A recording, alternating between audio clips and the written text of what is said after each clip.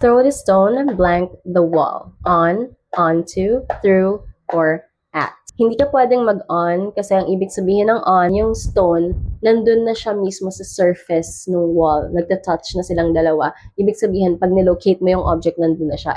Ito-throw mo pa lang. Yung onto ba, pwede? Baka pwede, ma'am, kasi may movement Pag sinabi mo kasi diba, onto, ibig sabihin, papunta doon sa surface ng isang bagay. So, papunta naman yung stone doon sa wall. Surface naman yung wall, no? So, yung throw dito may movement. Baka mamaya makalito. Pero hindi pa rin. Kasi, if you think about it, kapag binato mo ba yung stone dun sa wall, magsistick ba siya dun sa mismong surface?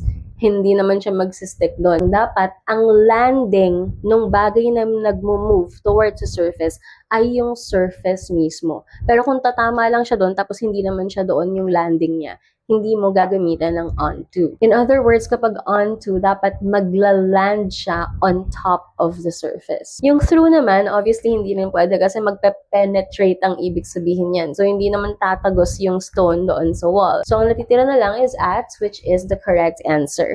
Gagamitin natin yung at kapag meron tayong target. Here, ang target natin is yung wall. Throw the stone at the wall. It's the same pag sinabi mong look at him. Sinabi mong at him kasi siya yung target mong tignan.